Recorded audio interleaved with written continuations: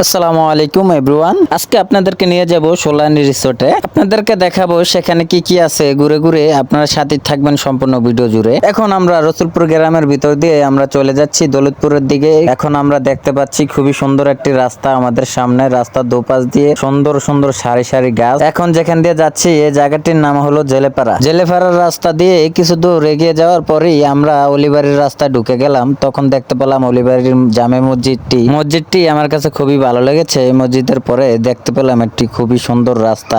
রাস্তাটা এতটাই নীরব ছিল, এখানে কোনো গাড়িও দেখতে পেলাম না, কোনো মানুষও দেখতে পেলাম না। এই রাস্তাটা সচরাচর সব সময় নীরব থাকে। কিছু দূর এগিয়ে যাওয়ার পরেই দেখতে পেলাম একটি মোড়েরটা যখন ওভারটেক করলাম তখনই দেখতে পেলাম একটি বিশাল বড় চক। চকেরটা ফালাইতে না ফালাইতেই এই নীরব রাস্তাতে দেখতে পেলাম একটি মানুষ হেঁটে যাচ্ছে। তো মানুষটিকে পাস করার সাথে সাথেই ব্রিজে উঠে গেলাম। ব্রিজটা পাস করে এখন চলে যাচ্ছি সোলানের দিকে। আপনাদেরকে আজকে দেখানোর চেষ্টা করব সোলানি সেই ভাইরাল রিসোর্টটিতে কি কি আছে, কোথায় কি অবস্থিত। সাথে থাকবেন সম্পূর্ণ ভিডিও জুড়ে। আশা করি আপনাদের কাছে ভালো লাগবে। আমার ভিডিওগুলো আপনাদের কাছে কেমন লাগে অবশ্যই কমেন্ট করে জানাবেন। এখন দেখতে পাচ্ছি রাস্তার পাশে পাট। এই পাটগুলো একসময় বাংলাদেশে সোনালী হাঁস নামে পরিচিতি লাভ করেছে, এখন বিলুপ্তর পথে চলে গেছে। এখন আর আমরা সচরাচর যেখানে সেখানে পাট ক্ষেত দেখতে পাই না। তো এখানে দেখতে পেলাম একটা পাতাল্লা ব্রিজ। তো ব্রিজটা ফালায় কিছুক্ষণ সামনে আগানোর পর্দাই আপনাদেরকে দেখানোর চেষ্টা করছি এখানকার রাস্তাটা কতটা সুন্দর। দুপাশ দিয়ে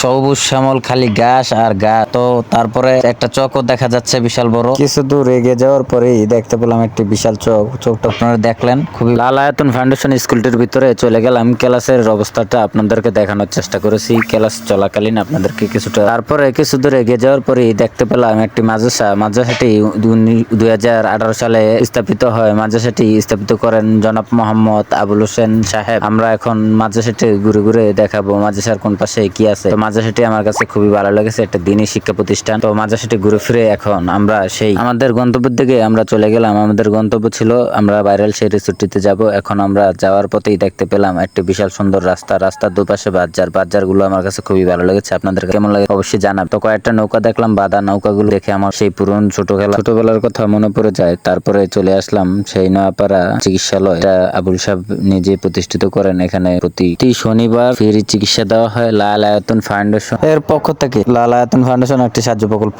এখানে আমরা এখন ঢুকে গেলাম। রসুলপুরের কিছু মানুষের সাথে আমার দেখা হয়ে গেল, তাদের সাথে একটু কথা বললাম। তারপরে এখানে বাচ্চারা খেলাধুলা করে সেই জিনিসটা দেখালাম আপনাদেরকে। মনে রাখবেন এটি একটি সাহায্য সেবা প্রকল্প। এখানে টিকিট ক্রয়ের টাকা সাহায্যের কাজে ব্যবহৃত হয়। এখানে যারা আপনারা গজারিয়ার বাহিরের থেকে ঘুরতে আসতে চাচ্ছেন তাদেরকে আমি বলে দিই লোকেশনটা। ফার্স্টে আপনাদের ববচর আসতে হবে। ববচর থেকে একটি গাড়ি রিজার্ভ নিয়ে তারপরে চলে আসতে হবে সোলানি সেই ভাইরাল রিসোর্টে। আবুল সাহেবের রিসোর্ট পড়লেই আপনাদেরকে নিয়ে আসবে। তো আপনাদেরকে এখন পার্কের ভিতরের দৃশ্যগুলো ঘুরে ঘুরে দেখানোর চেষ্টা করবো ইনশাআল্লাহ। সাথে থাকবেন, ভালো থাকবেন এবং উপভোগ করবেন সম্পূর্ণ ভিডিও। এর আগেও আমি অনেকবার এসেছিলাম এই রিসোর্টটিতে। এই রিসোর্টটিতে রয়েছে ময়ূর, হরিণ, হাঁস, মুরগি ইত্যাদি অনেক কিছুই আপনাদেরকে আজকে দেখাবো। আপনারা ধৈর্য সহকারে আমার সাথে থাকবেন এবং উপভোগ করবেন এই রিসোর্টে কি কি আছে। আপনাদেরকে এক এক করে প্রত্যেকটি জিনিসের সাথে পরিচয় করে দেব। এখন চলে গেলাম উট পাখির কাছে। আপনাদেরকে দেখানোর চেষ্টা করতেছি উট পাখিগুলা কতটা লম্বা, আমার থেকে উঁচু।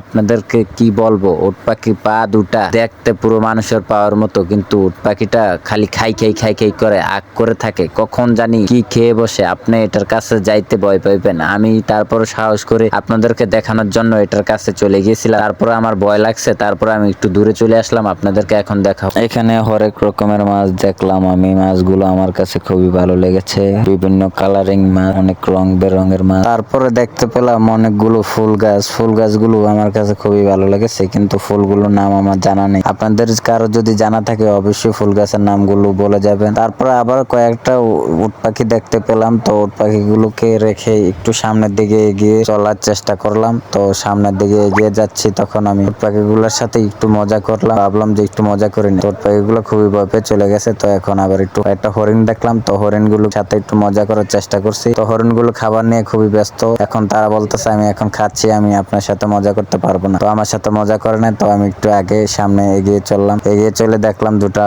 দোলনা ফালায় এখন আপনাদেরকে দেখানোর চেষ্টা করছি উপর থেকে কেমন দেখা যায় জায়গাটা। তো সম্পূর্ণ দৃশ্যটা আমি আপনাদেরকে আমার ক্যামেরার মাধ্যমে ধারণ করে দেখানোর চেষ্টা করেছি। কেমন লেগেছে অবশ্যই কিন্তু আপনারা মন্তব্য করে যাবেন। মন্তব্য না করলে কিন্তু আমি এই গন্তব্যে পৌঁছাতে পারতাম না, তো অবশ্যই আপনারা মন্তব্য করবেন, তাহলে আমি পরবর্তী গন্তব্যে আবার আপনাদেরকে ভিডিওর মাধ্যমে দেখাতে পারবো কোথায় গিয়েছিলাম এবং কি কি তো এখানে কিছু চায়না হাঁস, বিদেশি হাঁস দেখাচ্ছি। আপনারা দেখতে পাচ্ছেন হাঁসগুলো খুবই সুন্দর, সাদা রঙের হাঁস, কালো রঙের হাঁস, কয়েক ধরনের হাঁসই ছিল এই জায়গায়। তো হাঁসগুলো খুবই ভালো লাগছে। তো এখানে উনি বলতেছে দুপুরের সময় বিরতি, তো বিরতি শেষ করে এখন আবার ময়ূরপঙ্খী দেখানোর চেষ্টা করলাম। তো ভিডিও এখন আমরা মোটামুটি রিসোর্ট ঘোরা শেষ, বের হয়ে গেলাম। তো আমরা ফিরে চলছি বাড়ির দিকে। তো পরন্ত বিকেলে বাড়ির দিকে যাচ্ছি ছুটে সেই অটো দিয়ে। এখানে তো অটো আর সিএনজি। আজকের মতো ভিডিওটি এখানেই, আপনাদের কাছে বিদায় নেওয়ার পালা এসে পড়েছে। এখন বিদায় নিতে হবে। বিদায়ের লগ্নে আপনাদের কাছে বিদায় ছাড়া আর কোনো কিছু চাওয়ার নাই। তো পরবর্তী ভিডিওতে আবার নতুন কিছু নিয়ে আসবো। সকলেই ভালো থাকবেন এবং সুস্থ থাকবেন। আল্লাহ হাফেজ।